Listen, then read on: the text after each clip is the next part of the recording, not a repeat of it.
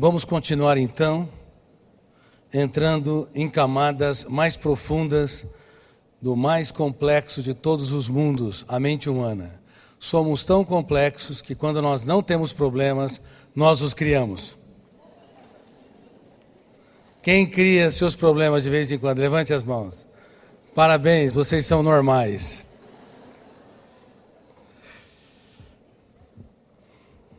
Queridos amigos, como eu disse, o programa Free Mind é um programa para todos os povos, todas as culturas, todas as raças, todas as castas, todas as religiões, e não para um grupo específico de pessoas. Eu renunciei aos direitos autorais do programa Free Mind e estamos licenciando o programa em várias áreas. Eu não recebo literalmente nada, eu estou aqui, não recebo literalmente nada para estar aqui, embora demore anos para me aceitar um convite de uma conferência. Estou aqui para contribuir com a humanidade, com um sonho.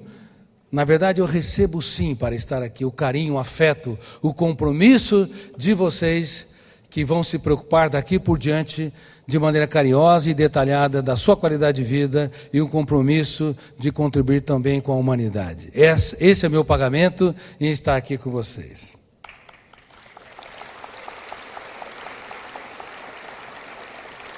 E nós licenciamos na King James, mas estamos licenciando em todos os tipos de religiões, todos os livros sagrados, porque o objetivo, como eu disse, é disponibilizar, socializar essas ferramentas, mas não apenas nas mais diversas religiões, mas também nos fóruns, nas universidades, inclusive há universidades que estão introduzindo o programa Free Mind em toda a grade curricular, e não apenas das ciências humanas, como pedagogia, psicologia, direito, mas também nas engenharias, porque os engenheiros, se não aprenderem a ser engenheiros da emoção, eles poderão ter uma vida traumatizada, ainda que sejam excelentes técnicos no mundo físico-químico, não apenas nas engenharias, nas mais diversas atividades das ciências exatas. Nós precisamos entrar em mais detalhes sobre o que é o pensamento. O pensamento é o tijolo básico das ciências humanas. Kant, Hegel, Arthur Schopenhauer, Freud, Jung, Adler, Piaget, Vygotsky, Merleau-Ponty, Jean-Paul Sartre, Spinoza, Baruch Spinoza e tantos pensadores da psicologia, da pedagogia e da filosofia usaram o pensamento pronto para produzir teoria. Mas, como eu disse, não tiveram oportunidade de estudar em detalhes o que é esse tijolo, o que é essa unidade básica. Por isso, até hoje, existem erros crassos na nossa espécie.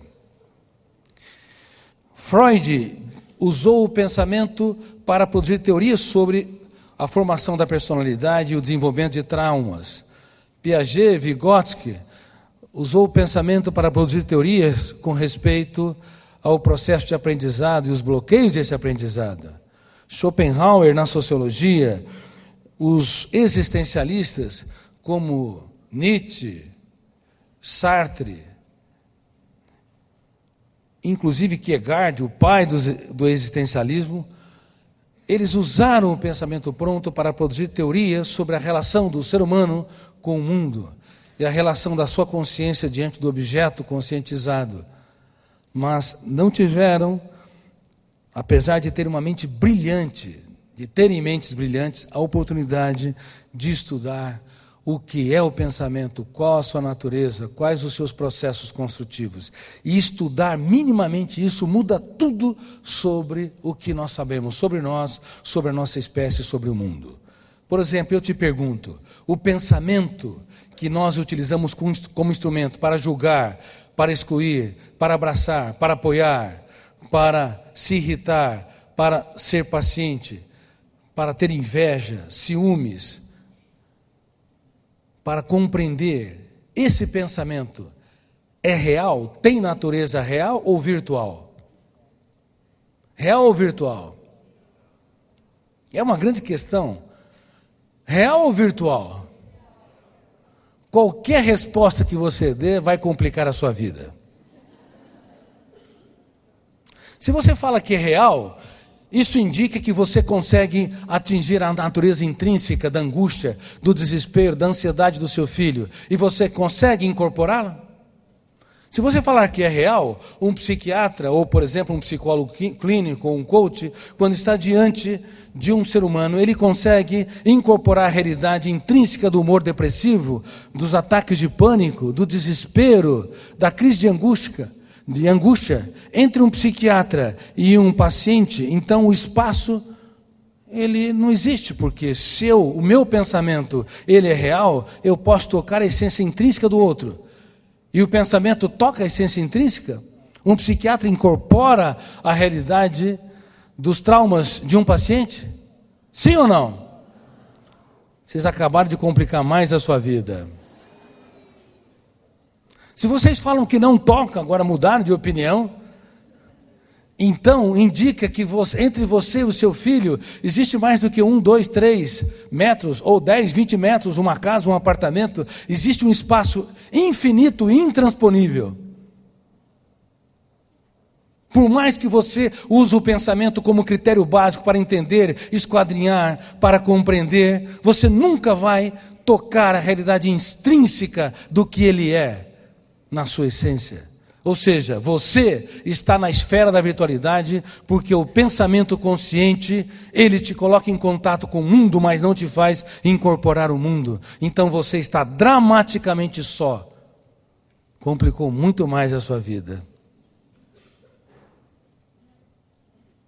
E aí, o pensamento é real ou virtual?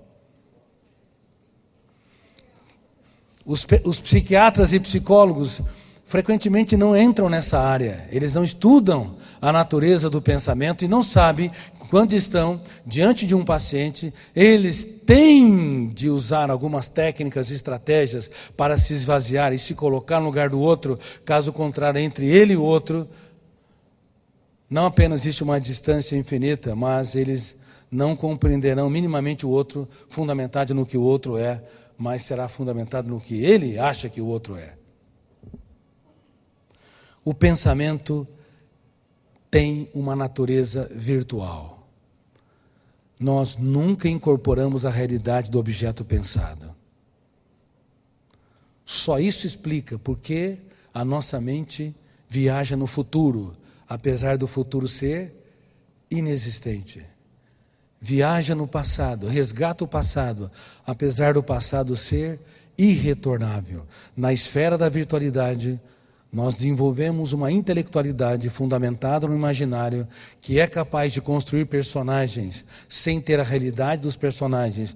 Por isso que nos sonhos nós construímos ambientes, circunstâncias, pessoas, atores em ação com uma complexidade sem precedente, muito mais do que os mais fantásticos cineastas. O ser humano é um engenheiro de imagens, fantasias e pensamentos todos os dias, porque na esfera da virtualidade ele se tornou quase que um Deus. Ele constrói de maneira espetacular milhares de personagens. Só que o grande paradoxo, aquilo que nos libertou também nos aprisionou. Estou próximo, infinitamente distante das minhas 3 filhas, que eu sou apaixonado. E eu só vou compreender minimamente elas se eu esvazio de mim e me coloco no lugar delas. Caso contrário, tudo que eu falar sobre elas diz muito mais respeito a mim do que a elas. Meus julgamentos serão enviesados, minhas críticas serão destrutivas, minha intervenção não será inteligente.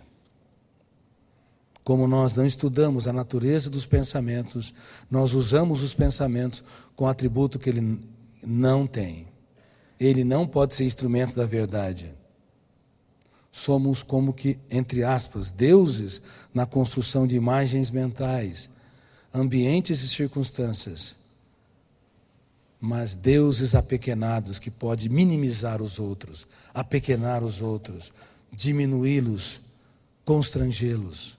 E podem, inclusive, nos apequenar, nos diminuir, nos constranger. Por isso que nós temos reações de timidez. Toda pessoa tímida se apequena, porque o pensamento é virtual, nós não temos a realidade nem do que nós somos. Através da consciência, nós podemos usar a construção de pensamentos, não para representar a realidade do que somos, mas para minimizar a realidade do que somos. Ou então, os ditadores, os sociopatas, para se supervalorizar em relação aos outros. Ou aqueles que se sentem, por ter poder financeiro, intelectual, nas universidades, poder social, se sente acima dos seus pares. Então, pelo fato da nossa espécie ser uma espécie pensante, mas nunca se arriscou a estudar sistematicamente a construção de pensamentos, há erros imperdoáveis. Eu vou às lágrimas ao falar disso. Somos uma espécie doente, somos uma espécie que não honra a condição de ser pensante. Se os senhores de escravos soubessem minimamente que uma mãe negra que embala um filho, quando ela entra na memória em milésimo de segundos e encontra verbos e conjuga tempo espacialmente para financiar a sua dor e a preocupação em relação ao futuro desse filho, ela desenvolveu os pensamentos mais complexos, tão complexos como o mais notável dos pensadores na época dos escravos, e não apenas como os dos senhores de engenhos, mas como nós somos especialistas em classificar-nos por comportamentos externos, ou até pela cor da pele, cultura, religião, nós não entendemos que é um mundo a ser explorado dentro do outro, por mais que ele seja diferente de mim. Há um tesouro soterrado nos seus escombros, por mais que se decepcione, por mais que tenha uma religião, tenha uma cultura, uma filosofia diferente de mim, por mais que tenha comportamentos que nós, porventura, possamos não nos simpatizar. O Homo sapiens nunca honrou a arte de pensar. Se estudasse minimamente os pensamentos, poderíamos chegar a essa conclusão. Eu entro na memória em milésimos de segundos e encontro os endereços que constituem as cadeias de pensamentos. E eu não sei como eu faço. Einstein, naquela firma de patentes, quando carimbava documentos sem nenhum apelo intelectual, porque não deu certo como professor universitário, não foi aceito como pesquisador, carimbando documentos, se ele não libertasse seu imaginário e se visse, por exemplo, sentado num raio de luz e vendo o que acontecia com o tempo e com o espaço, ou seja, se ele não rompesse através do pensamento antidialético ou pensamento imaginário, os paradigmas das leis mecânicas de Isaac Newton, ele não conseguiria ser um grande construtor de ideias. Ele não entenderia que o espaço era curvo, que quando a luz passa pelos planetas e estrelas sofre a ação da gravidade, e que quando você vê um facho de luz, parece que a luz está lá, mas não está naquele ponto, é uma ilusão de ótica. E muitos outros elementos. Quando ele entrava na memória e produzia fenômenos surpreendentes, ideias, conhecimentos surpreendentes, a mesma construção de pensamentos que todos o aplaudem, considerando um dos maiores gênios da história, um mendigo, quando perambula pelas ruas e desenvolve ideias de que o mundo conspira contra eles, constrói ideias de personagens perseguindo-os, ou seja, reações paranoicas. Nem de longe a complexidade de Einstein é milhares de vezes do que a complexidade de um mendigo que perambula pelas ruas, de um psicótico em seus surtos. Somos mais iguais do que imaginamos.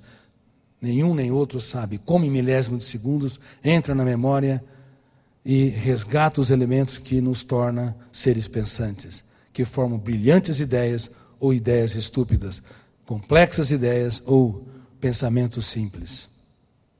Como nós não estudamos a última fronteira da ciência, como não estudamos sistematicamente o tijolo básico das ciências humanas, nos classificamos. Nós maculamos o direito dos outros e também, não poucas vezes, o nosso próprio direito. Percebe como muda tudo? Estudar a construção de pensamentos, dá vontade de sair na rua, abraçar os diferentes e conhecer as lágrimas que eles choraram e aquelas que eles nunca tiveram coragem de chorar. Medos, angústias, desesperos, conflitos, nem de longe diminuem o ser humano. Até mesmo uma pessoa que perdeu o sentido da vida e não tem vontade de continuar pisando no teatro da existência, nem de longe é uma pessoa de seu menor valor. Toda pessoa que pensa em suicídio, no fundo, tem fome e sede de viver.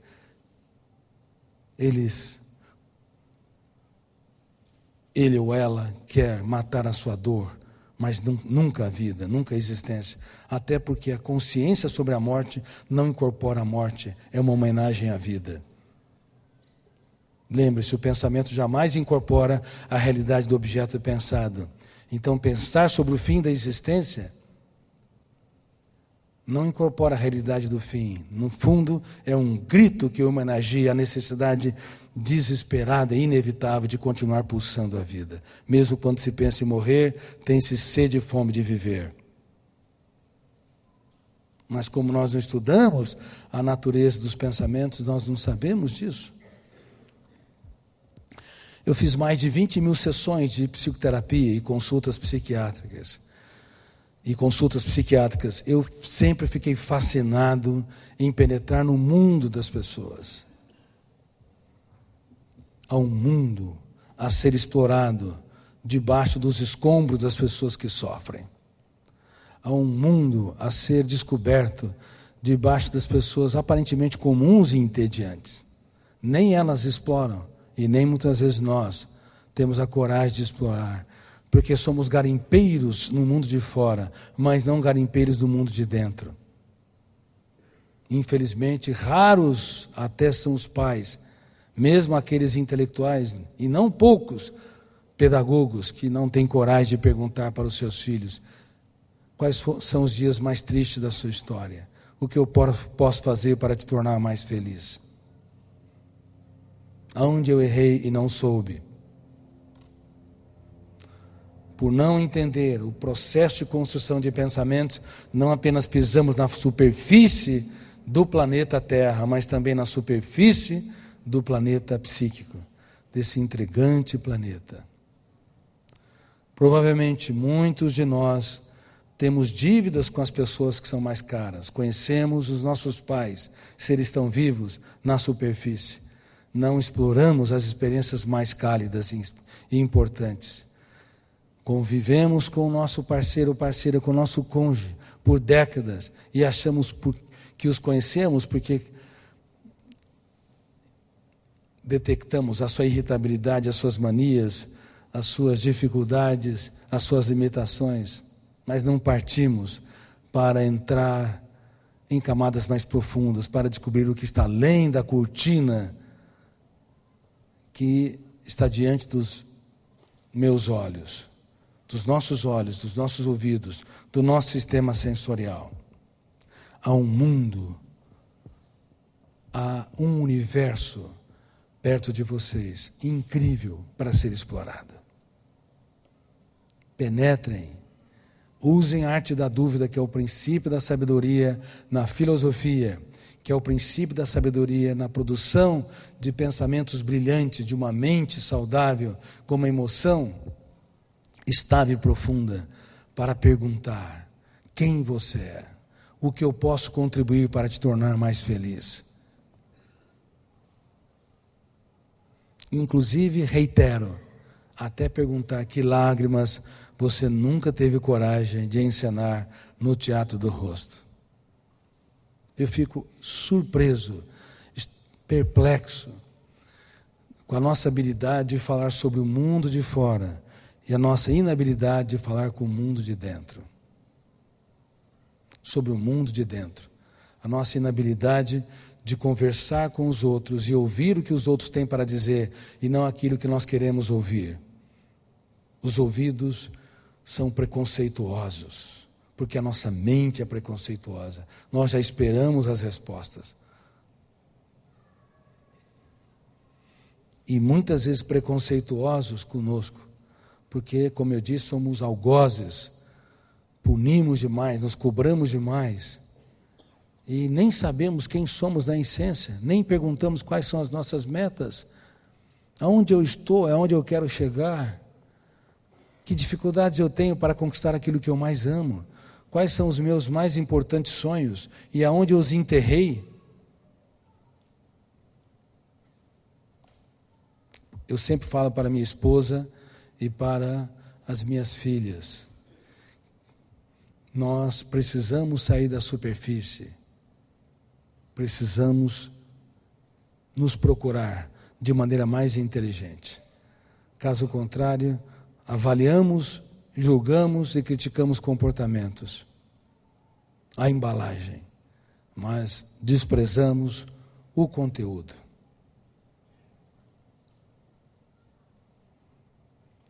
O pensamento tem natureza virtual, grave isso. E eu sei que isso está sendo registrado nesta conferência, está indo para a internet. O meu sonho é que a nossa espécie descubra a complexidade da construção de pensamentos e as vantagens enormes por desenvolvermos um imaginário na esfera da virtualidade, libertando a nossa criatividade para sermos curiosos, para investigarmos, para explorarmos o outro, explorarmos as pessoas de maneira saudável no nosso trabalho, para dar respostas inteligentes nas situações estressantes, para romper o cárcere do tédio, para fazer as coisas diferentes, para encantar os outros, para não ter medo de ousar e nem ter medo do que os outros pensam e falam de nós, ou seja, rompendo as armadilhas que dificultam a nossa construção de pensamentos na esfera da virtualidade. É isso que nós precisamos. Mas, ao mesmo tempo, eu espero que as pessoas entendam que se há um potencial incrível na esfera da virtualidade, também isso nos limita, porque pensar só pode ter dignidade quando nós pensamos com maturidade. Caso contrário, como eu disse e reitero, apequenamos os outros e nos apequenamos. Contaminamos a construtividade das ideias. Pensar não é um ato puro. Pensar, grave é isso, é modificar a realidade. Poderiam repetir? Pensar é modificar a realidade sempre. Quando você pensa, você modifica o seu filho. Você modifica a sua esposa, o seu marido, os seus colegas de trabalho, porque você não pensa incorporando a realidade deles. Você pensa na esfera da virtualidade. Esse é um ponto, um grande ponto. Segundo ponto, quando você pensa, você está no estado emocional. Como estou? Se você está alegre, tranquilo, sereno, ou deprimido, angustiado, ansioso, isso faz com que você abra em milésimo de segundo janelas da memória, ou fecha janelas da memória, dando acesso ao eu a utilizar os elementos na qualidade e na construtividade dos pensamentos. Portanto, o pensamento está sempre contaminado pelo estado emocional. Há pessoas que estudam toda uma matéria para dar aula ou uma conferência, e quando está diante do público, entra numa janela traumática, seu estado emocional tenso, fecha o circuito da memória, e simplesmente elas não conseguem desenvolver as ideias, por mais capazes que sejam, no seu quarto, falando para si. Porque o estado emocional determina a qualidade e a quantidade de janelas abertas, portanto, determina o acesso a milhões de dados ou não, para confeccionar cadeias de ideias. A natureza e a profundidade do conhecimento produzido. Mas não apenas o estado emocional, o ambiente social. Se você está num ambiente acolhedor ou desafiador, Se você foi rejeitado ou aplaudido, isso determina também a abertura em frações de segundos no solo do inconsciente de milhares de janelas, com milhões de dados. Por isso que quando numa partida esportiva, o time está ganhando, de repente ele sofre um viés, a chance de uma virada é muito grande, as pessoas se perdem equilíbrio, a flexibilidade, a coordenação entre o cérebro e a musculatura, a capacidade de superação, a ousadia. O ambiente social e o ambiente emocional enviesam a natureza dos pensamentos. Por isso, nunca corrija alguém quando você está tenso, ansioso. Não se atreva a ser um herói. Nenhuma pessoa é um herói. Por isso, recolham as armas. Lembre-se que eu digo, ninguém muda ninguém. Temos o poder de piorar os outros, e pioramos os outros quando nós estamos tensos, ansiosos, angustiados, quando somos desafiados, e assim por diante. Nós não acessamos milhões de dados para dar respostas inteligentes. E não apenas o ambiente emocional e o ambiente social, mas também o ambiente motivacional, o que desejo, a intencionalidade subjacente define, muitas vezes, a capacidade de construção das ideias, ou influencia significativamente. Se há subintenções, se há interesse, se há preocupação com o outro, com o trabalho, com as atividades, nós podemos abrir mais janelas. Se não há interesse, se aparentemente estamos preocupados, mas lá dentro não valorizamos as pessoas que estão ao nosso redor, isso vai definir a contração de janelas e, consequentemente, a qualidade dos pensamentos produzidos. Então, como estou, o ambiente emocional, aonde estou, o ambiente social, o que desejo, o ambiente motivacional, interferem na construção dos pensamentos do Homo sapiens. Quando as pessoas se reúnem para resolver problemas internacionais, os diplomatas, como eles não estudam as armadilhas da mente, não sabem que, frequentemente, esses vieses nos solos do inconsciente estão maculando a resolução de problemas. E não apenas essas três variáveis, também o que sou, a minha personalidade, a minha cultura, o portfólio de milhões de dados que eu incorporei ao longo da minha história, a religião das pessoas, a historicidade delas, a formação, a relação com os pais, com o seu país, com a sua nacionalidade, tudo isso define o que sou.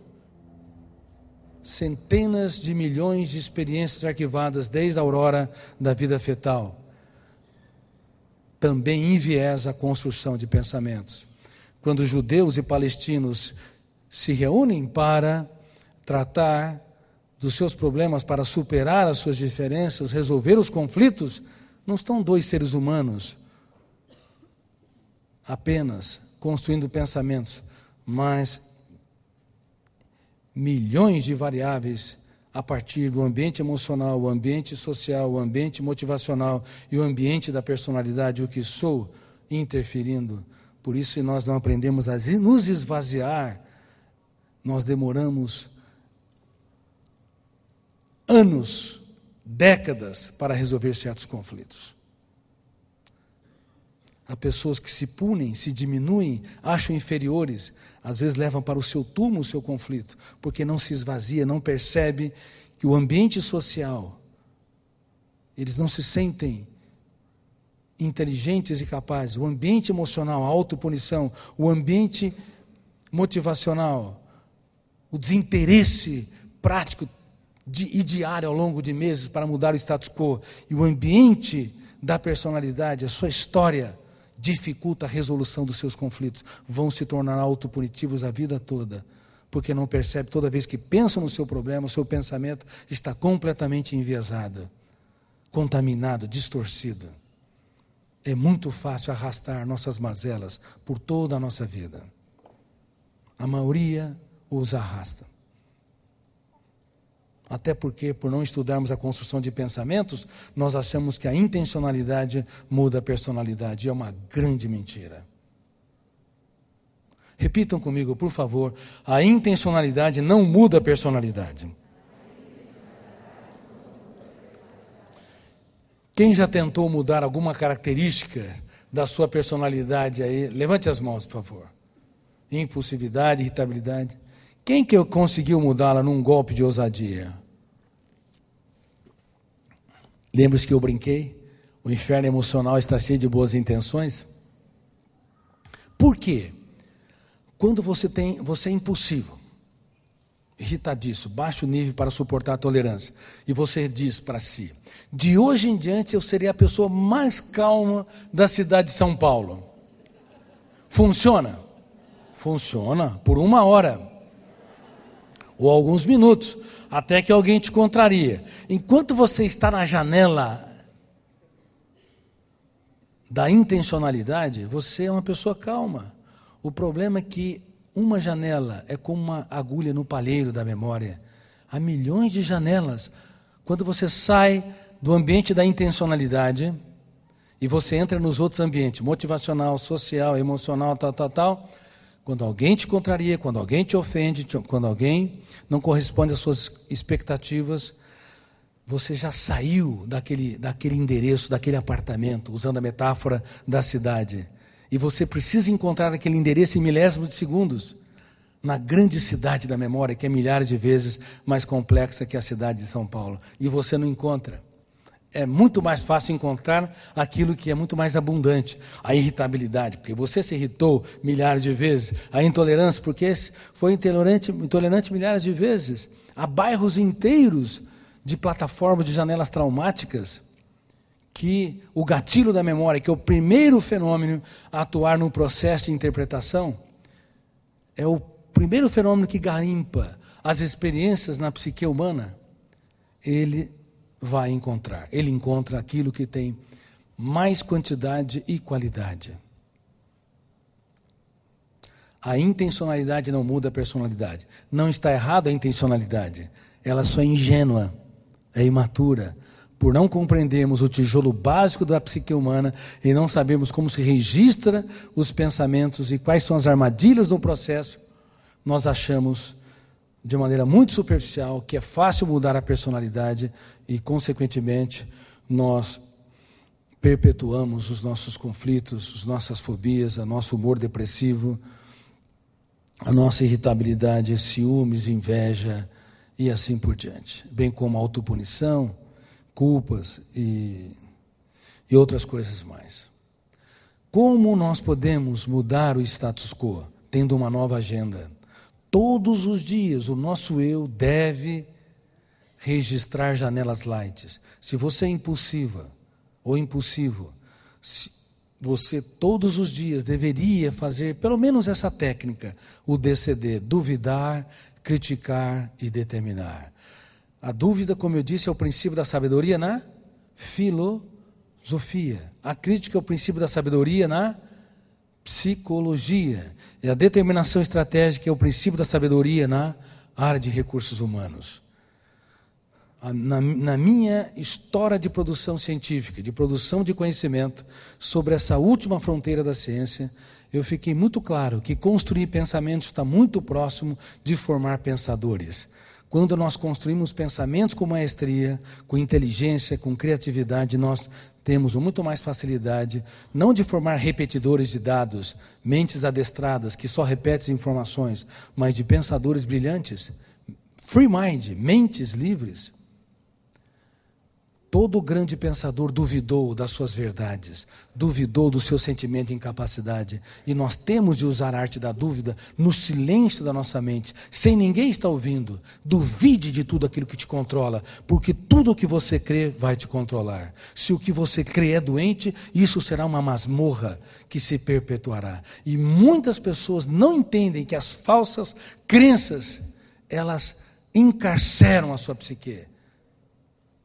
Falsas crenças, há inúmeras, centenas delas, de que o medo não superarei, de que não superarei a timidez, de que não tenho capacidade de encantar os meus filhos, de conquistar pessoas difíceis, de superar as minhas limitações, de ter uma boa memória, de prestar atenção, de gravar com mais eficiência, de responder com mais adequação. Tem muitas falsas crenças, de que não superarei o humor depressivo, a irritabilidade e assim por diante. As falsas crenças precisam de um choque de gestão, e um choque de gestão passa pela arte da dúvida. Quantas vezes? Dezenas de vezes por dia. Usando palavras? Não. Usando o silêncio. No silêncio nós reagimos. Eu duvido que não superarei a minha impulsividade. Duvido que não serei autor da minha história. Duvido que não terei capacidade para gerenciar a minha ansiedade. Todos os dias, mesmo se irritando, mesmo claudicando, mesmo tropeçando, caminhando, falando consigo, dormindo, falando consigo, dirigindo, tendo uma atitude de formar janelas light ao redor do núcleo traumático. Sim, há muitas áreas doentias na cidade da memória, que financia, por exemplo, metaforicamente, a impulsividade, esgotos a céu aberto, casas sem infraestrutura, praças mal iluminadas. Não dá para deletar, mas dá para você reeditar, enxertar novas experiências no locus das janelas doentes, no circuito das janelas killer. E se não for possível reeditar, você pode construir um núcleo saudável, light, janelas saudáveis ao redor do núcleo traumático, todos os dias, dia após dia, mês após mês, ano após ano. Nós podemos, em destaque, se não reurbanizar toda a paisagem da memória, que é extremamente complexa, como eu disse, milhares de vezes mais complexa que a cidade de São Paulo, pelo menos nós podemos reurbanizar a MUC, Memória de Uso Contínuo. Nós não conseguimos reurbanizar a ME, Memória Existencial, que é toda a periferia da nossa memória, a imensa periferia, desde a aurora da vida fetal, arquivando experiências, mas podemos reurbanizar a memória de uso contínuo,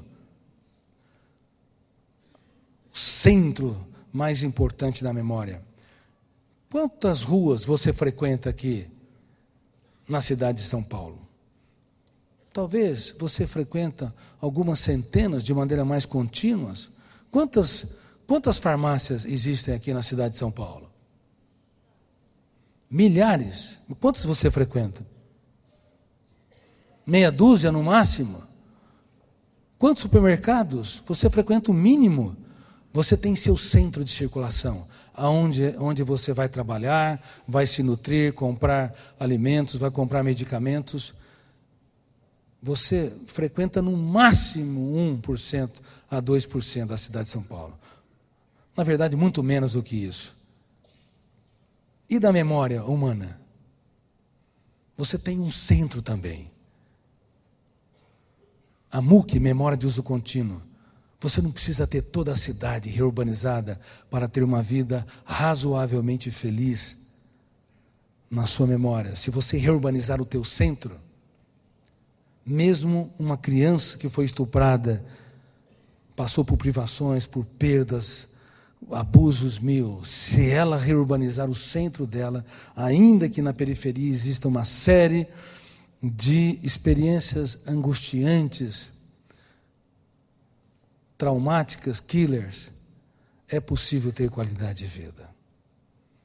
Felizmente, a memória é mais democrática do que nós imaginamos.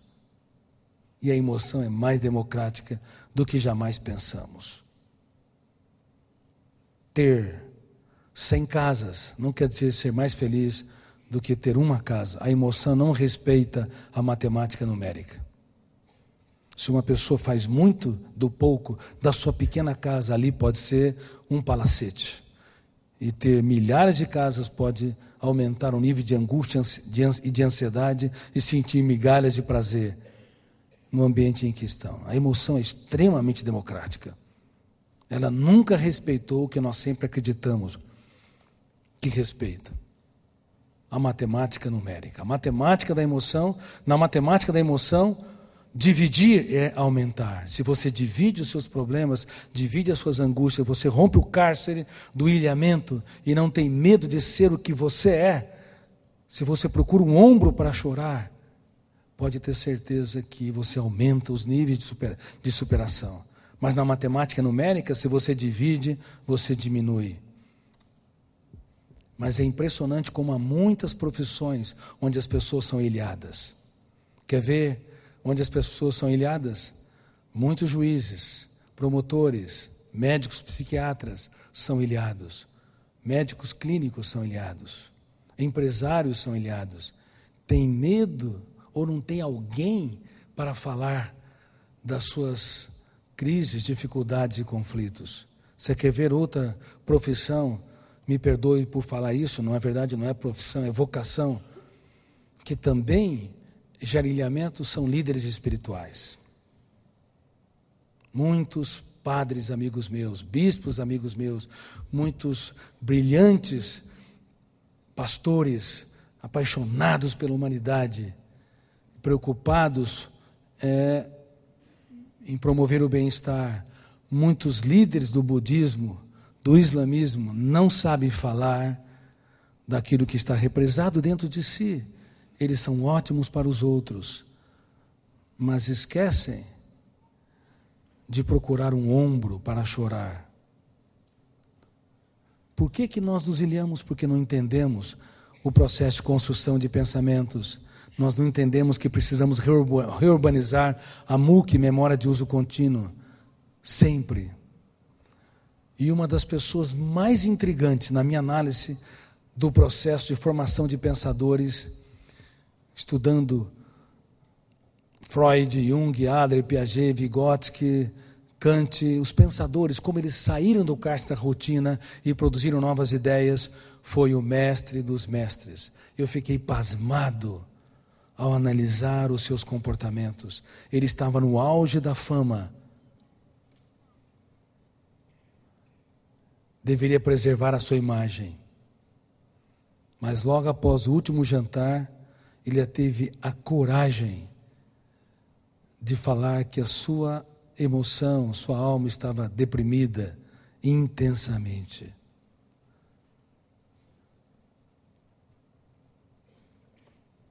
Para quem ele falou? Para 3 alunos. Quais são? Pedro, Tiago e João. Pedro era hiperativo, tenso, irritadiço. Se fosse um aluno nos dias de hoje, os professores queriam vê-los a quilômetros de distância da sala de aula. João era flutuante, no momento era generoso, altruísta, solidário. No outro momento, queria banir, até eliminar aqueles que não andavam com o seu mestre. E era tão ambicioso que fez uma proposta através da sua mãe. Um para sentar do lado direito do seu mestre, o outro lado esquerdo no seu reino. Um queria ser ministro da economia, o outro ministro da justiça. Os outros cargos para os demais colegas. Mas foi para essas pessoas que iriam abandoná-lo, iriam negá-lo, que ele teve a coragem de falar da sua dor. Eles não tinham maturidade para dar suporte para ele. Mas quando você fala, você se ouve. E quando você se ouve, você tem a oportunidade de domesticar os seus fantasmas. Como eu digo no livro Felicidade Roubada, que estou lançando aqui, embora ele não esteja aqui. Mas gostaria muito que vocês lessem esse livro. Guarde esse nome, Felicidade Roubada. Ele fala dos fantasmas da emoção que estão dentro de nós, que sabotam a nossa felicidade, a nossa qualidade de vida. Vocês têm fantasmas emocionais? Eu dei palestra na Romênia para muitos leitores e também para psicólogos, para educadores, artistas. E lá na Romênia tem a Transilvânia, onde tem-se a lenda do Drácula. Existe Dráculas fora de nós? Fora de nós? Existe Dráculas dentro de nós? Exatamente. Existem vampiros dentro de nós, que sugam a nossa felicidade e tranquilidade. A cobrança excessiva é um desses vampiros. A hipersensibilidade, onde pequenos problemas têm um impacto muito grande, esse é um dos vampiros. Sofrer pelo futuro ou fazer o velório antes do tempo é outro desses vampiros, que sabotam a nossa felicidade, roubam a nossa felicidade. Por isso, felicidade roubada. O mestre dos mestres estava lá, diante dos seus alunos. Ele teve a coragem de declarar para 3 pessoas despreparadas sobre a sua dor mais cálida. E eles ficaram tão assustados com ele, tão perplexos, que tiveram um estresse intenso, dormiram. Toda vez que você está muito estressado, você boceja. Quer sair fora de ação. É um mecanismo de defesa do cérebro. O cérebro tem mecanismos instintivos. Como eu não resolvo ser autor da própria história, ele tem que entrar em cena. E ele pediu para que eles vigiassem, estivessem com ele, mas eles não conseguiram. Há um princípio aqui. Não há heróis, ninguém. Há momentos que você precisa das pessoas, por mais imaturas que elas sejam. Ninguém suporta ser ilhado. Sabe por quê? Não apenas porque a solidão social angustia, a solidão intrapsíquica, o eu abandonando a si mesmo, asfixia, mas há um terceiro tipo de solidão, a solidão paradoxal da consciência existencial. Confundi vocês? Ótimo. Solidão paradoxal da consciência existencial. Como o pensamento é virtual, eu estou próximo e infinitamente distante de tudo. Como eu estou próximo e infinitamente de tudo, dentro de mim, dentro de vocês, dentro de todo ser humano, existe uma ansiedade vital que nos leva a produzir pensamentos e emoções na tentativa desesperada de procurar o outro, de alcançar a realidade das pessoas. A realidade nunca alcançada. Uma pessoa foi traída por amigos, foi machucada pelos colegas de trabalho, mas não desiste de ter novas amizades. Um anacoreta, um ermitão, ele se enclausura para fins místicos, mas ele não pode se completamente. Nem mesmo os essênios que escreveram os manuscritos do Mar Morto e faziam um voto de silêncio. Eles não podem se isolar totalmente. Se eles não têm personagens fora de si, eles os criam dentro de si. Por isso que as pessoas em surto psicótico, quando elas sentem, quando rompem com os parâmetros da realidade e quase não se conectam com o mundo de fora, tendem de se conectar com o mundo de dentro, com seus fantasmas, com as suas imagens mentais aterradoras, que imprimem, ainda que medo, angústia, mas pelo menos movimentam a psique. Ou seja, a solidão paradoxal da consciência virtual nos coloca próximo e infinitamente distante dos nossos filhos, do nosso cônjuge, dos nossos amigos, dos nossos pais, de todas as pessoas. Ao mesmo tempo que nos coloca próximo e infinitamente distante, porque o pensamento é virtual, não incorpora a realidade do objeto pensado, estimula uma ansiedade para procurá-los continuamente e também para nos procurar. E quando nós não conseguimos nos colocar no lugar do outro, dialogar, falar de quem somos para o outro e ouvir o que o outro é, nós não resolvemos a primeira solidão. Estamos angustiados. E por isso nós vamos ter aquelas pessoas que têm todos os motivos para serem felizes e são depressivas, tristes. Conhece pessoas assim? Tem todos os motivos para aplaudir a vida, mas dentro há um buraco insolúvel. Elas não conseguem se comunicar para o outro e nem conseguem receber o outro de maneira mais profunda dentro de si. Seja o outro o seu cônjuge, seus filhos, seus amigos e assim por diante. A solidão paradoxal da consciência virtual, o terceiro tipo de solidão, estimula-nos a superar o primeiro tipo, que é a solidão social.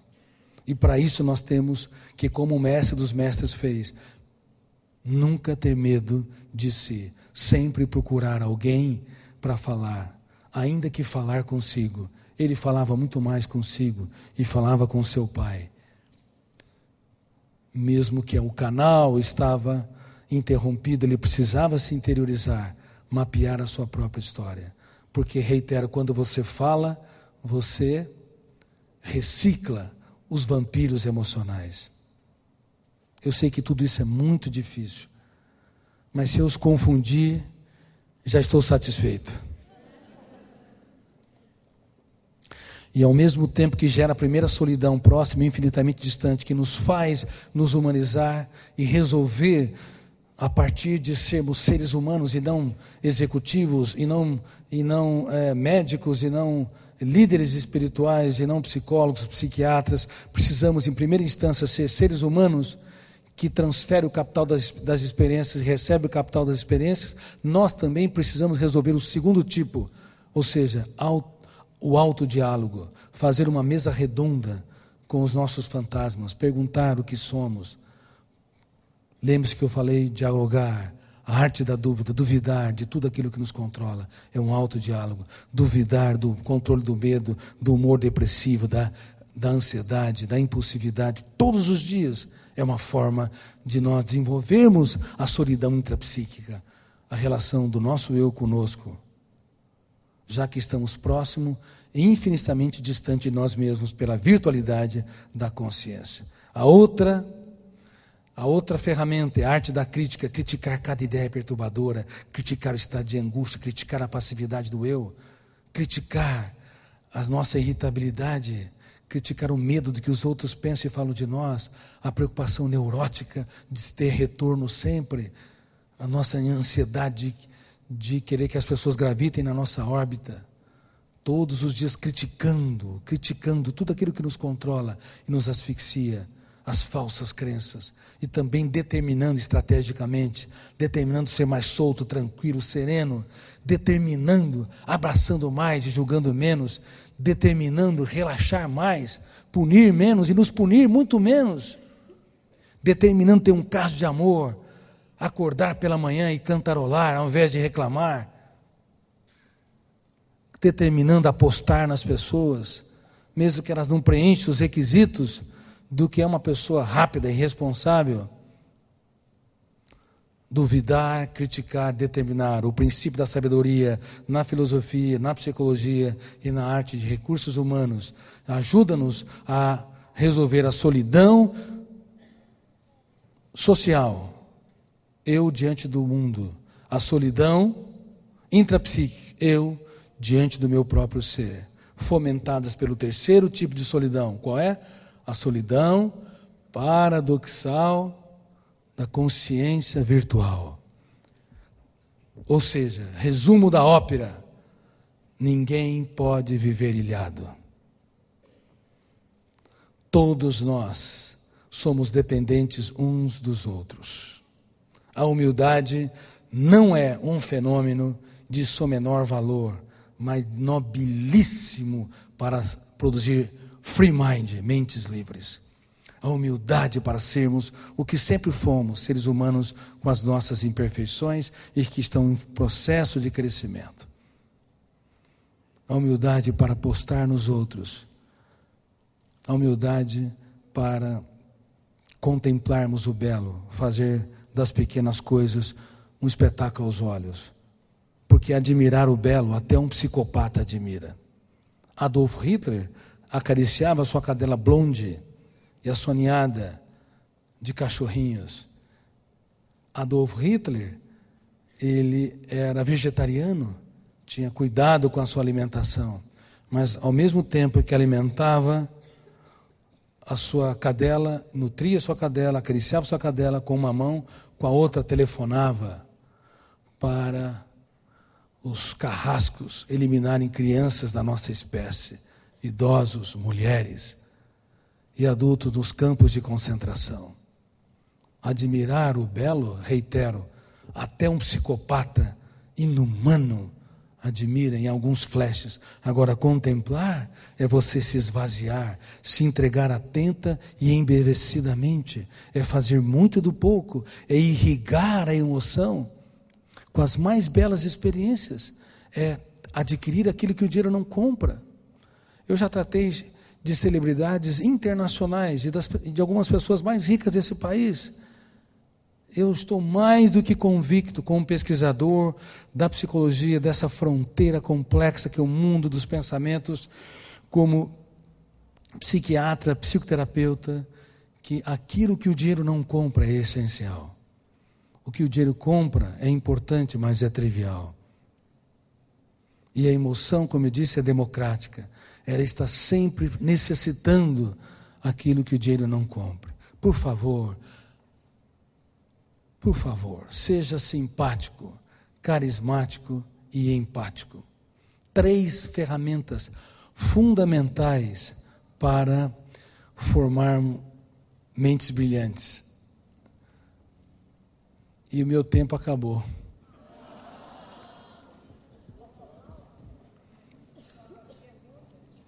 Bom, o meu tempo dessa sessão, porque eu tenho uma outra ainda. Vocês querem que eu continue falando? Eu vou falar. Obrigado, muito obrigado. Muito obrigado.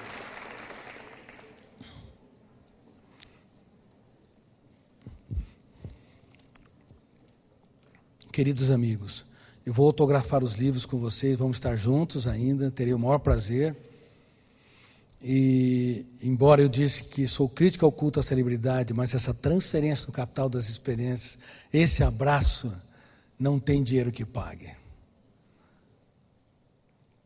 Vou falar das 3 ferramentas. Aliás, vou falar, não sei se vai dar tempo agora. Vou falar das 3 ferramentas, mesmo que eu avançar no tempo, aí depois eu termino com menos informações sobre o Free Mind. Número 1, ser simpático. Ser simpático vale medalha de bronze nas relações interpessoais. Ser carismático vale medalha de prata nas relações interpessoais. Ser empático vale medalha de ouro. Ser simpático, carismático e empático pode mudar completamente a nossa relação com um outro, conosco, resolvendo a solidão paradoxal da consciência virtual e produzindo mentes brilhantes e livres. Os simpáticos, os carismáticos e os empáticos, todos eles distribuem deliberadamente aquilo que o dinheiro não compra. Todos distribuem deliberadamente. Isso vai estar no meu novo livro, As Regras de Ouro dos Casais Saudáveis, que vou publicar em agosto, no final de agosto. E também no Felicidade Roubada eu abordo alguns fenômenos que eu vou abordar com vocês. Se 10% da população tivesse ao mesmo tempo a arte de ser simpático, de ser carismático e empático, a nossa espécie seria completamente diferente. Os presídios se converteriam em museus. Os soldados, os policiais teriam tempo para escrever poesias. E os psiquiatras teriam também tempo para aprender música. Simpáticos distribuem sorrisos e cumprimentos todos os dias. Eles são poetas do bom humor. Nós precisamos de pessoas simpáticas dentro de casa, na sala de trabalho, no pátio das empresas. Os simpáticos cumprimentam o porteiro do prédio, o garçom que serve e manda o recado para a cozinheira, a comida estava excelente, quando eles gostam. Os simpáticos, eles atraem as pessoas ao seu redor, porque relaxam mais e cobram menos. Todos os dias estão com sorrisos para sua esposa. E sorrir e cumprimentar é treinamento, não é esforço intencional. A intencionalidade não muda a personalidade. Treinar, sorrir é fundamental. Treinar, fazer dos nossos filhos não apenas um ser humano, mas um ser humano único, importante, onde você tem a tarefa de levá-lo a ter um futuro emocional brilhante, tranquilo, sereno, que curte a vida é fundamental. No começo de um relacionamento, um casal anda de ônibus coletivo, suporta tempestades, o mau humor da sogra ou do sogro, as dificuldades financeiras, eles são exemplos solenes da simpatia. mas com o passar do tempo, azedam a cara, são mal-humorados, especialistas não em sorrir, mas em reclamar. Eles são escravos do fenômeno bateu, levou, ação e reação. No começo são tolerantes, amáveis, daqui a pouco critica um, o outro critica a si, depois não é tolerante com o fenômeno, o outro também não é tolerante, vão registrando janelas killer, as pontes saudáveis vão sendo destruídas e as pontes doentes vão sendo estabelecidas. Aí eles vivem o inferno dos atritos. Começa no céu do romance e termina a relação no inferno dos atritos. Gravem isso. Não apenas drogas viciam, eu já disse e reitero, comportamentos viciam e pessoas viciam em pessoas. Viciamo-nos em reclamar, em criticar, viciamo-nos em constranger. Vivemos a síndrome do circuito fechado da memória. Distribuir sorrisos e cumprimentos todos os dias é fundamental. Os simpáticos alegram o ambiente. São pessoas agradabilíssimas. E os carismáticos distribuem algo mais precioso. Eles distribuem elogios e promoções.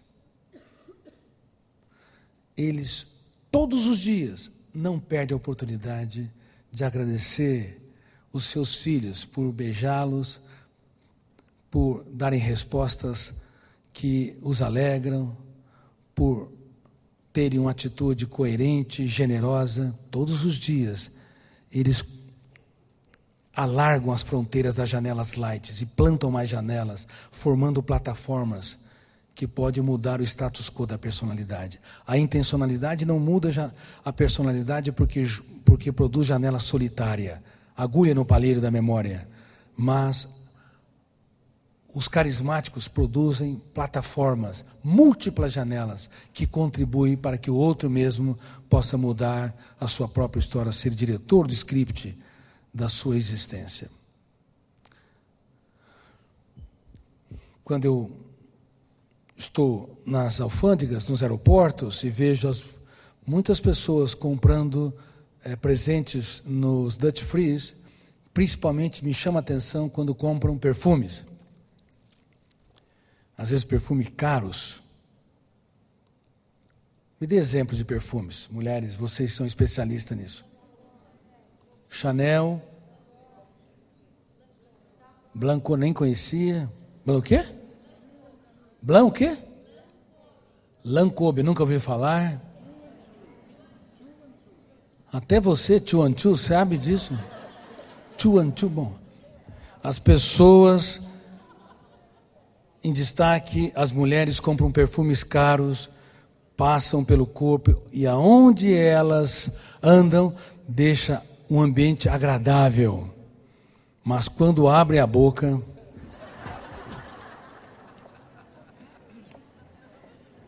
não tem elogios e promoções, azedam o ambiente, criticam excessivamente, levantam o tom de voz, usam estratégias erradas, grave isso. Não levante o tom de voz porque você é pequeno, o outro é uma estratégia errada. Não passe sermões, não seja entediantes, outra estratégia errada. Repito uma vez, na segunda você já é razoavelmente inteligente, na terceira você perdeu a inteligência. Você está prejudicando os outros. E os pais, cônjuges e colegas de trabalho são especialistas em serem repetitivos. Perfume que azeda o ambiente. Outra estratégia errada, críticas excessivas. Quem usa crítica excessiva retalha os outros. É implacável. Diminui os níveis de segurança, liberdade, ousadia, criatividade, sem perceber, faz um desserviço para os seus filhos, para o seu romance, para os seus colegas de trabalho na sua empresa. Outra estratégia errada, comparação. Comparar é um desastre. O que nos diferencia na face? Tem alguém igual ao outro aqui exatamente na face? Mesmo Mesmo o Guilherme e o Gabriel, cadê eles? Dois médicos, Guilherme e Gabriel, eles são gênios univitelínicos, mas não são 100% iguais um ao outro. Podiam levantar os dois, por favor? São parecidos? Por favor, os aplaudam. Dois brilhantes jovens que eu estou treinando, são médicos. E, obrigado, Gabriel, obrigado. Mas se você observar bem, há diferenças. Sempre há diferenças, embora haja não mais do que 10 variáveis, ou muito mais do que 10 variáveis. 2 olhos, 2 lábios, um nariz, 2 furos, 2 sobrancelhas. Somos diferentes com poucas variáveis. Agora imagine registrando milhões de informações e experiências num ano, como somos diferentes. E temos a ousadia de comparar um filho com outro, um filho com os outros, um aluno com outro. Temos até subliminarmente a ousadia de comparar a pessoa que nós escolhemos para dividir a nossa história com outros ou outras, porque nós observamos alguns comportamentos fora do foco de atenção e achamos que a pessoa do lado de lá é uma maravilha. Vai conviver com ela. Alguém diz para mim, eu casei com uma pessoa difícil. Eu falo, provavelmente ela também.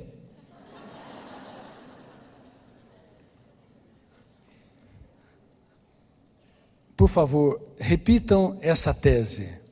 Toda mente é um cofre. Não há mentes impenetráveis, mas chaves corretas ou erradas. E vou repetir.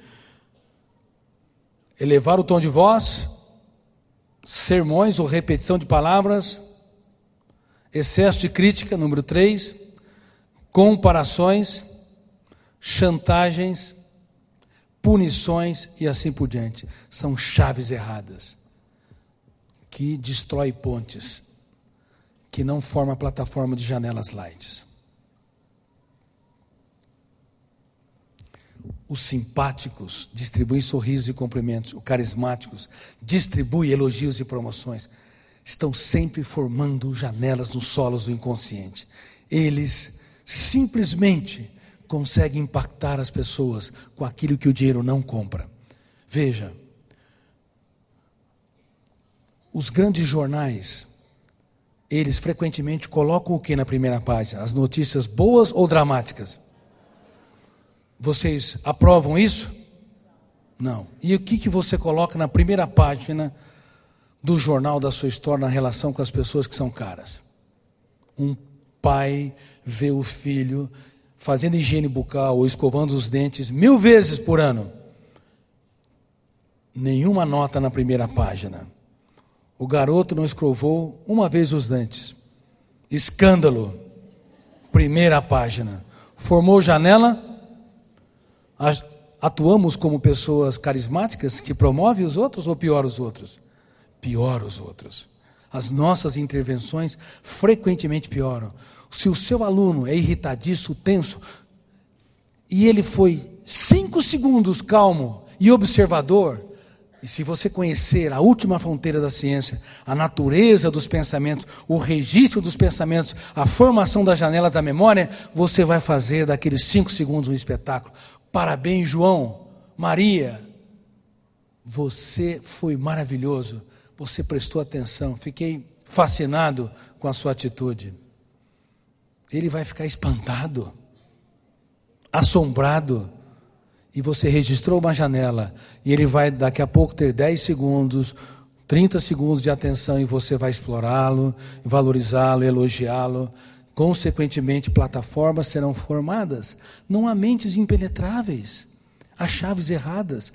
Nós queremos corrigir os outros pelo viés da janela killer, pelas zonas traumáticas, porque nós acreditamos que nós podemos eliminar, apagar os traumas que estão no córtex cerebral. Vejam bem, a área da ponta de uma caneta equivalente ao córtex cerebral, no córtex cerebral, tem milhares de janelas, e nós não sabemos quais são traumáticas ou saudáveis, killer ou light. E como é que nós temos a ousadia de querer apagar o córtex cerebral? Isso é impossível, a não ser por injúria mecânica. Como eu disse, mal de Alzheimer, acidente vascular cerebral, traumatismo crânioencefálico e assim por diante. Nós nos comportamos como deuses sem saber que o pensamento é real ou virtual? Virtual. Você nunca muda o outro porque é virtual. Você só muda o outro se você impacta o outro. Se o teu pensamento virtual, que não tem eficácia porque não tem ferramental para atuar no psiquismo, ele for materializado pelo eu do outro de maneira solene, porque você brilhou dentro do outro, promoveu, encantou, fascinou o outro. Por isso, se num foco de tensão, quando o mundo desaba sobre você, quando alguém te critica, ou quando alguém erra e falha, a melhor maneira de conquistar alguém nunca é tocar no problema, inicialmente, nunca é corrigir a falha, mas elogiar, promover a pessoa que erra, em primeiro lugar, para levá-lo a sair da fronteira de uma janela killer, plantar ou registrar através do fenômeno RAM, registro automático da memória, uma janela light. Aí sim, o que você fala no segundo momento é educativo. Por isso que 90% pelo menos das nossas intervenções não melhoram os outros, frequentemente os pioram. Somos aqueles que são viciados em corrigir problemas, sem entender as armadilhas da mente, as falsas crenças, as masmorras, as limitações do pensamento virtual. Grande parte dos casamentos, das relações, falem nos primeiros 10 anos. Mais de 90%, mesmo que não se separaram, já se separaram dentro de si. Porque eles não sabem promover o outro, não sabem construir plataforma de janelas light, não sabem investir nas pessoas que são mais caras. Eu desenvolvi um programa com muita humildade chamado Escola da Inteligência. Escola da Inteligência é o Free Mind para a criança, para entrar uma aula por semana dentro da grade curricular. Crianças a partir de 4 anos até o ensino médio agora vão aprender a proteger a emoção, gerenciar pensamentos, ter o eu autor da própria história, reciclar suas falsas crenças, desenvolver a arte de promover os outros, de encantar os outros, construir pontes, o raciocínio esquemático, o raciocínio complexo. Bom, enfim, essas funções da inteligência. Talvez seja um dos poucos programas, se não o primeiro programa, nesse sentido, inclusive um programa de prevenção de transtornos emocionais como ansiedade, fobias e uma série de outros conflitos. Nós vamos às lágrimas ao ver os resultados. Em 2 a 3 meses acontece uma micro-revolução no teatro psíquico das crianças e adolescentes. E há cerca de 200.000 crianças e adolescentes já praticando o programa Escola da Inteligência e mais de 30 países interessados em aplicá-lo. E uma boa notícia, eu também renunciei aos direitos autorais do programa Escola da Inteligência para que seja acessível a todas as crianças e adolescentes.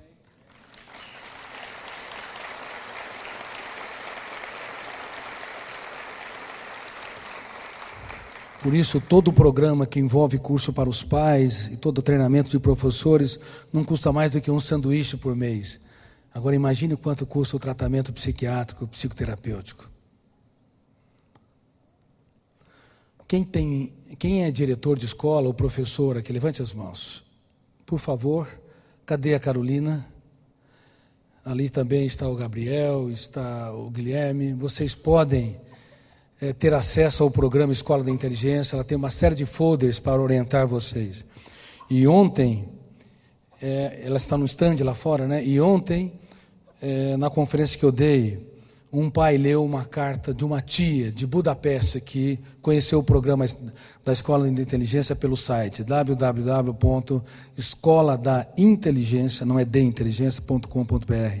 E a tia falou: meu irmão, eu te suplico, eu até exijo que na sua escola tenha o programa Escola da Inteligência, porque as crianças e adolescentes não estão aprendendo na escola clássica a trabalhar as ferramentas mais importantes para o eu ser autor da própria história, para proteger a emoção. Elas vivem num ambiente completamente estressados e não estamos fazendo praticamente nada para prevenir a ansiedade e para fazer com que elas dirijam o script da sua própria história. Eu fiquei impressionado ela colocou em caixa alta a palavra exigir. Claro, nós não queremos pressionar nenhuma escola a aplicá-lo, mas sinceramente, se vocês amam seus filhos, conversem com o diretor da sua escola. E vocês, diretores, seriamente, estudem a possibilidade de aplicá-lo. 1 aula por semana. Os professores se encantam, os pais se encantam, os alunos não veem a hora de chegar àquela 1 hora, apesar de eles estarem completamente agitados e tensos. E nesse programa, o objetivo é que a humanidade seja mais generosa, feliz, altruísta, free mind, tenha uma mente livre. Mas, infelizmente, as estatísticas são assombrosas. Como eu disse, mais de 3 bilhões de pessoas, cedo ou tarde, desenvolverão um transtorno psiquiátrico. E as vacinas não estão sendo produzidas, nem para adultos. Agora, deve haver outros programas, mas pelo menos nós temos o Free Mind para adultos, que também é disponível gratuitamente. Você pode baixar no meu site, o Instituto Augusto Cury, o programa completamente, pode tirar quantas cópias você quiser, milhares de cópias, institutoaugustocury.com.br ou augustocury.com.br. Está lá, façam quantas cópias. Fico feliz que o professor Paião tomou essa iniciativa de, através da ABAPRES, lançar o programa Free Mind, porque seria bom que os grupos se reúnem, grupos de 15 se reúnam e previamente estudem cada lição, e o facilitador fale 15, 20 minutos, e depois há um debate, uma vez por semana, um debate com painéis, e os adultos vão às lágrimas, eles dão um salto na sua qualidade de vida sem precedente, e muitos dos membros dos grupos se tornam líderes de outros grupos, e numa reação em cadeia, nós sonhamos em ter milhões e milhões de pessoas fazendo, quiçá milhões de grupos ao mesmo tempo em todo o mundo, para que a humanidade pense como humanidade, como espécie, para que possamos ter um caso de amor com a nossa própria história, e não sejamos uma espécie tão que traz seu sono, traz sua cama, traz a sua qualidade de vida, traz o tempo com as pessoas, traz o tempo consigo. Somos todos traidores, reitero, carrascos, frequentemente de nós mesmos. Então, o Free Mind para adultos está disponível também a Escola da Inteligência. Só que não percam tempo, porque 5 segundos pode mudar uma história para o bem ou para o mal.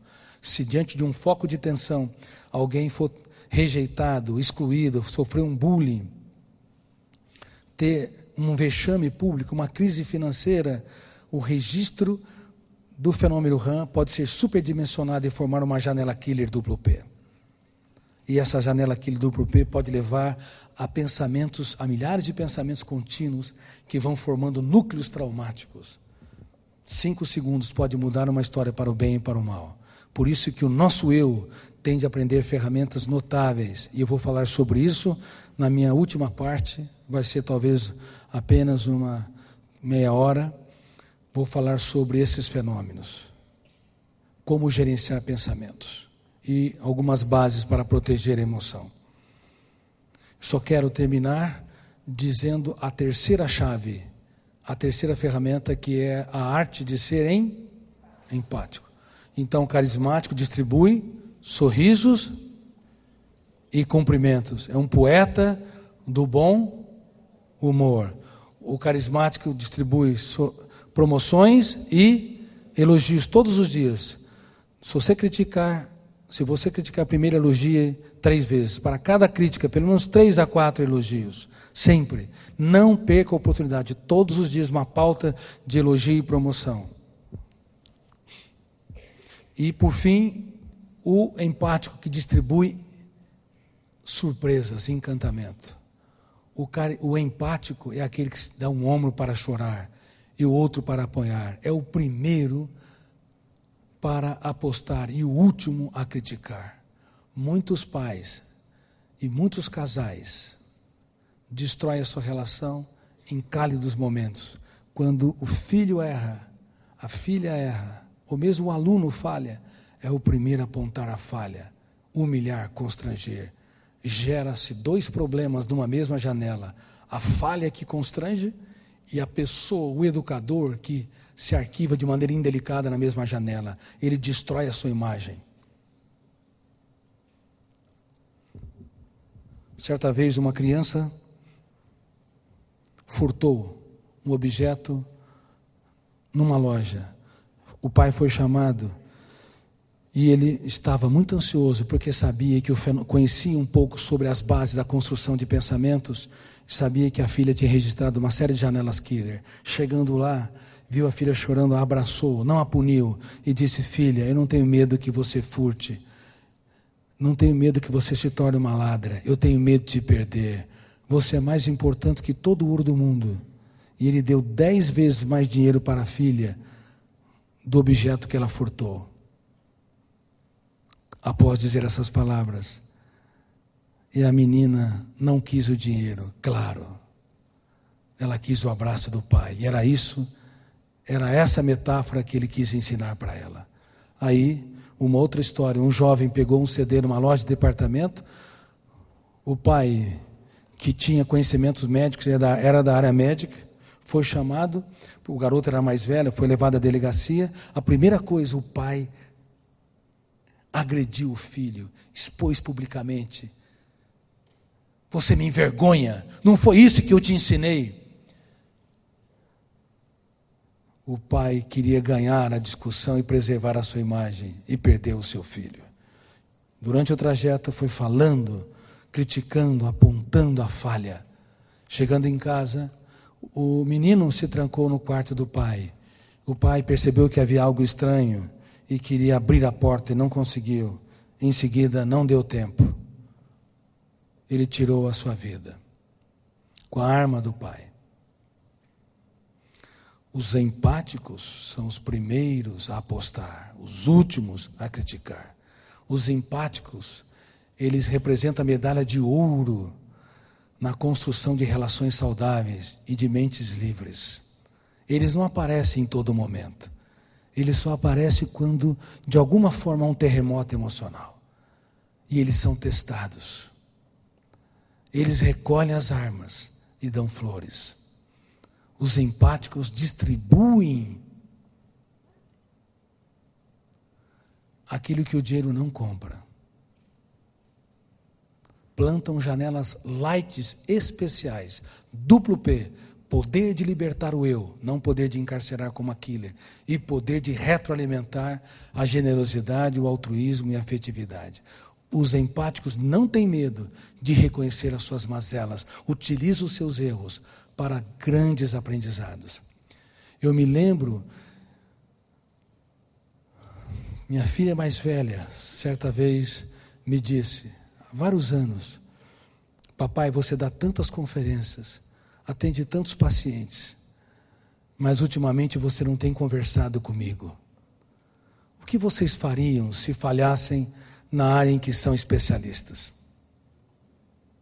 Como eu digo no livro Ansiedade, ou no livro O Vendedor de Sonhos, o que vocês fariam?